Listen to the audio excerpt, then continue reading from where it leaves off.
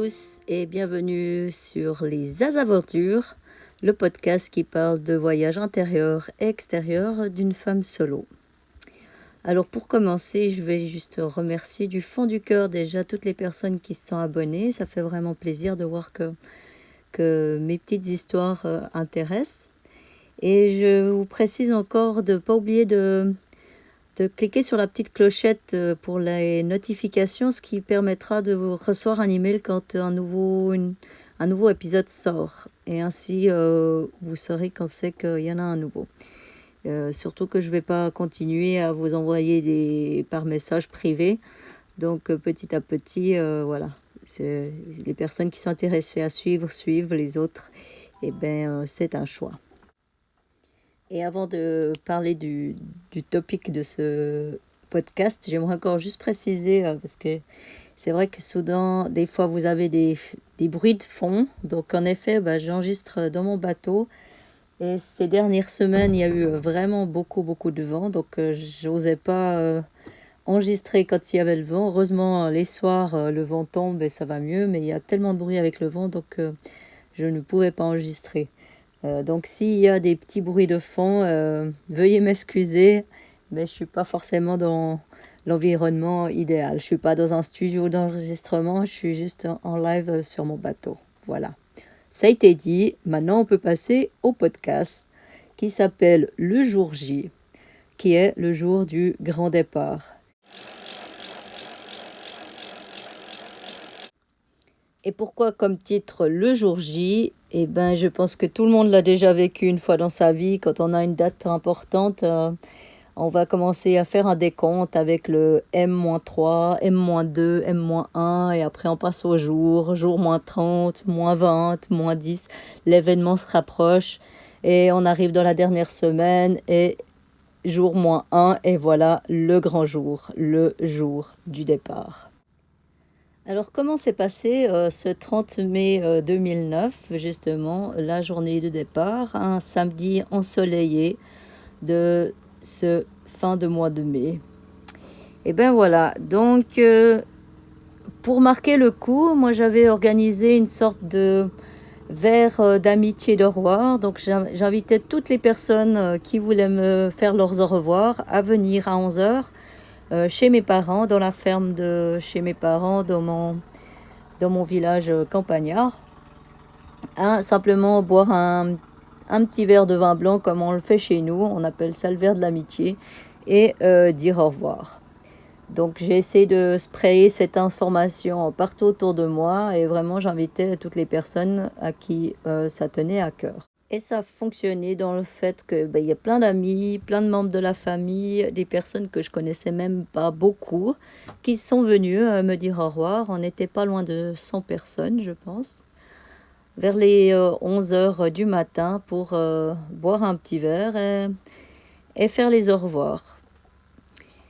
Et par la suite, en fait, sans que j'organise quoi que ce soit d'autre, en fait, il y a des personnes qui sont dit on va l'accompagner le premier jour à vélo. Et donc quand on est parti, on était une quinzaine de vélos, donc ce qui était fort sympathique. Ça m'a beaucoup plu, l'idée que quelques personnes me suivent, et j'ai même un couple d'amis qui m'a suivi sur le premier week-end, donc les 2 premiers jours.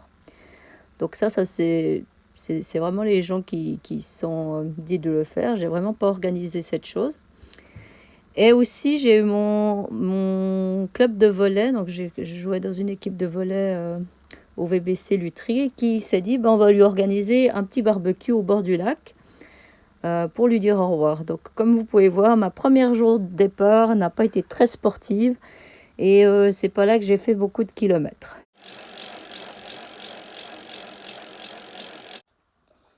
Mais revenons donc au début de cette journée, et je pense que la meilleure façon de se plonger justement dans ces souvenirs, c'est simplement de lire mon journal de bord que j'écris depuis 12 ans maintenant. Et comme ça, on aura vraiment tous les ressentis et les émotions. Donc, voici ce début de journée venant de mon journal de bord. Le grand jour est arrivé. Oui, c'est aujourd'hui que je pars réaliser mon rêve le plus fou. Je me lève vers les 8 heures et finis de pacter mes affaires. quand j'entends mon petit frère pleurer dans la chambre d'à côté. Un gros chagrin à calmer. Et ce n'est que le premier de la journée. Il faut que je prépare l'endroit pour accueillir mes hôtes. Et il est l'heure pour moi de faire mes au revoir à mon petit frère et à sa copine. Tout de bon à toi pour tes examens et pour ton futur. Je t'aime très fort. Voilà que la première copine arrive. Et puisque j'étais en train de boire le thé avec mes grands-parents, la voilà invitée. Ensuite, j'ai une autre copine qui arrive à vélo depuis Épalinges, un petit peu frigorifiée. Donc elle accepte volontiers un petit thé aussi offert par mes grands-parents. Et ça commence à défiler les uns après les autres. Un ami qui vient du canton de Berne, c'est celui qui est venu de plus loin. Et merci à tous ceux qui sont déplacés pour moi. Même si plus il y avait de monde, plus les au revoir furent durs. Cela m'a vraiment touchée de vous voir tous ici réunis. Puis vient le passage du grand frère, qui fut bref mais intense. Toi aussi, je t'aime très fort, prends bien soin de ta famille, même si je sais que tu le fais déjà formidablement bien. Sa fille, ma nièce Chloé, qui à ce moment a que 2 ans, et qui veut que je la porte plus, qu'elle revient, elle veut plus. Ça, c'était notre petite Chloé. Et voilà, le moment le plus horrible, mais qu'il faut faire, une fois ou l'autre, les au revoir. Je m'y mets parce que mon heure de départ est déjà passée. J'arrive à mon grand-papa qui tombe en larmes, et ainsi de suite. Encore 2 ou 3 photos, et c'est l'heure de dire au revoir à mes parents. On était les 3 tous réunis, serrés l'un contre l'autre, avec les larmes fortes qui coulaient sur les joues. Je n'oublierai jamais cet instant. Au revoir à vous tous qui êtes venus me dire vos meilleurs vœux et messages. Le petit peloton se met en route. Passage sous la maison, les grands bras levés et des milliers de bisous envoyés. On bifurque à gauche et la maison n'est plus visible. L'estomac noué, j'essaye de tenir droit mon vélo, qui fut chargé ainsi pour la première fois. Voilà pour le petit extrait. Vous l'avez compris et peut-être même ressenti, c'était vraiment plein de couleurs d'émotions. Et même si on dit que c'est qu'un au revoir et pas un adieu, parce qu'on a toujours une chance de se revoir dans la vie, j'ai à ce moment-là quand même que j'avais encore mes 4 grands-parents et quand on parle de personnes âgées, on a plus de risques de ne pas les revoir. Et ça, c'est vrai que ça a toujours été quelque chose de lourd pour moi en me disant est-ce que je les reverrai quand même un jour.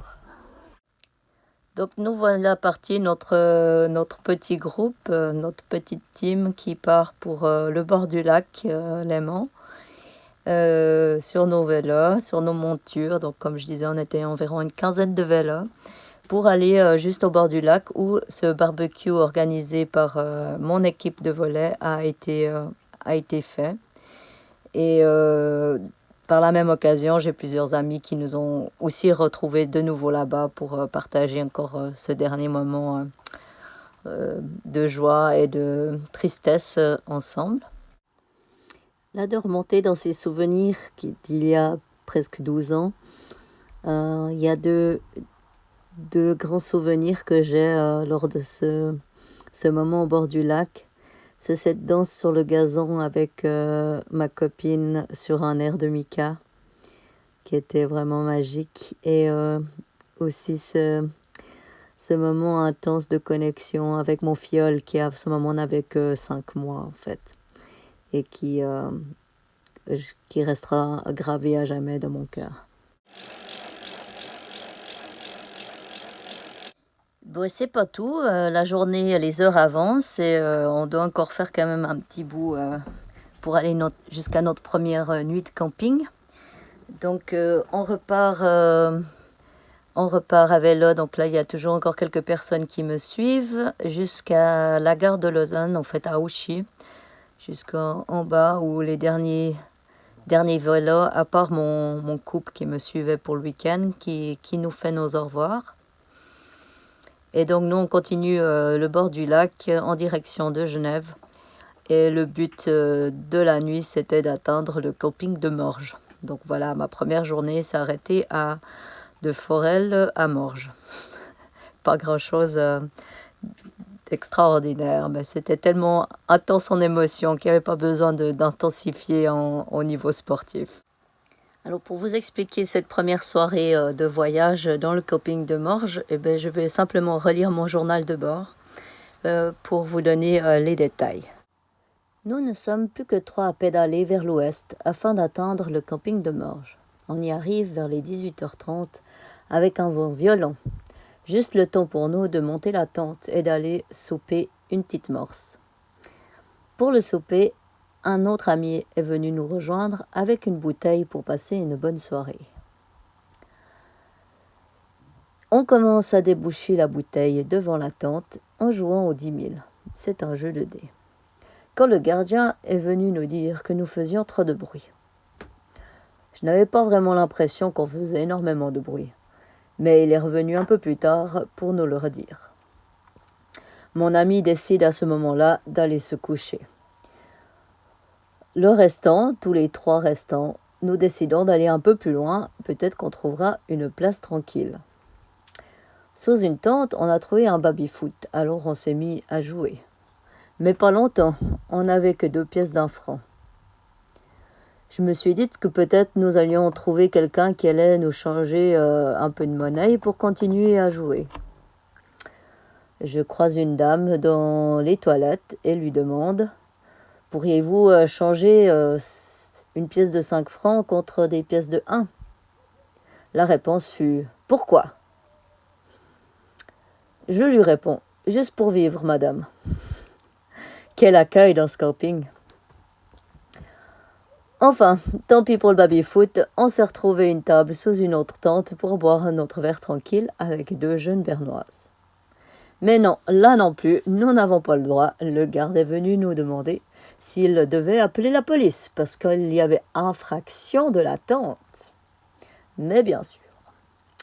Finalement, on décide de sortir du camping pour pouvoir enfin trouver un endroit tranquille et boire notre verre tranquillement. Et voilà qu'on entend de la musique et, curieusement, elle venait du camping. Il s'avérait qu'ils avaient le droit de faire autant de bruit qu'ils voulaient, puisque cela faisait 10 ans qu'ils venaient ici. Intéressant. On a essayé de s'installer devant leur tente. Le bruit de la musique aurait couvert nos discussions. Mais là aussi, nous n'étions pas autorisés. Ils faisaient des jeux illicites sous la tente, tout de même. Du coup, moi j'ai piqué la mouche et je suis allée me coucher. Je n'ai même pas pu boire mon verre tranquille pour ma première soirée de voyage autour du monde. Voilà, cette expérience, vous l'avez compris, m'a vraiment montré qu'il était temps pour moi de quitter cet endroit, de quitter ce pays, de quitter cette vie qui pour moi n'était vraiment plus compréhensible.